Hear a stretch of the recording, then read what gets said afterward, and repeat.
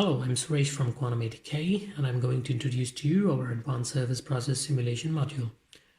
If one is interested in designing a new thin film process, be an ALD, ALE, or any of these processes, we would like to know which reactant molecules perform best on a given substrate at a given thermodynamic conditions, like a given temperature or a given reactant pressure. This can be done in two stages. In the first stage, we can use our thermochemistry analyzer to identify the best molecule. And in the second stage, we can use our surface process simulation module to do dynamic simulations of etch or deposition process explicitly by shooting this molecule at the surface in consecutive molecular dynamic simulations. This will be essentially force field based, but one can also use moment tensor potentials to study novel processes for which force fields do not exist in the literature. We will look at it in detail now. Let us look at the surface process simulation module now. It's mainly used for atomistic simulations of thin film processes. The basic functionality is where a sequence of atoms or molecules are shot at the surface during consecutive MD simulations. This can be done in 4 steps. The first step, the user selects a substrate and a reactant, and this could be a molecule or a high energetic ion. The second step, the user chooses a kinetic energy and an incoming angle of the reactant as it approaches the surface. Then in the third step, we run the SPS using a force field engine, and multiple impact events will be considered. From the resulting trajectories in the final step, we can compute quantities such as sticking coefficient, sputtering yield, etch, deposition rate, and maximum coverage of a molecule on the surface. We can also scan over a range of impact energies and impact angles in order to find the ideal values to get the maximum yield. Let's see how we can use SPS to study silicon sputtering by argon using QuantumATK. We open the GUI now and open the builder, import the alpha phase of silicon, and use the cleave tool and create the 100 surface of silicon here. Now we can send this geometry to the scripter. The bulk configuration will be preloaded already here, so the user have to include a force field calculator and the multiple surface process simulation object from the optimization block. Now this is an iterator for the surface process simulation object. So double-clicking multiple SPS is bringing you this window where 2 variables are added, energy and angle. User can give the values here, and an SPS for each of these combinations will be performed. Additionally, a number of repeats can be included. This is useful for getting a statistical average.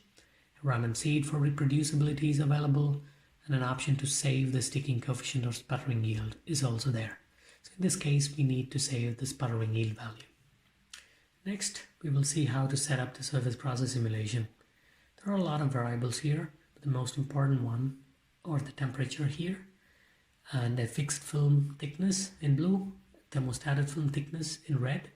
All other atoms will merely respond to the thermostated region, so that the total temperature of the simulation box is restricted to this value. The user can also change the incoming ion, or you can change that to a molecule using this button.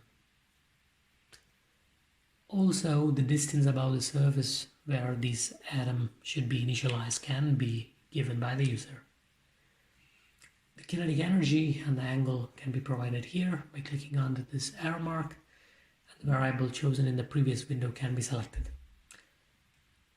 Otherwise, the user can also provide a distribution here by means of a mean value here and a standard deviation here. The number of impact events per SPS run can be provided here, and the simulation time per SPS run or per impact event can be given here along with its time step. And an additional relaxation time and a different time step can be provided here for equilibration. Once this is done, we choose the force field that described all the element in the system. When that is ready, we can send the script to Job Manager. We will wait for the calculation to finish. Once it's finished, the resulting HDF5 file can be loaded onto the lab floor. For each repeats, an SPS object is available in the lab floor. which one can visualize with a movie tool. The sputtering yield values are stored in the grid data object.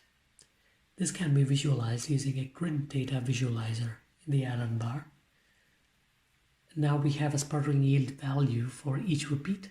The user can additionally plot an average line, which will correspond to experimental values.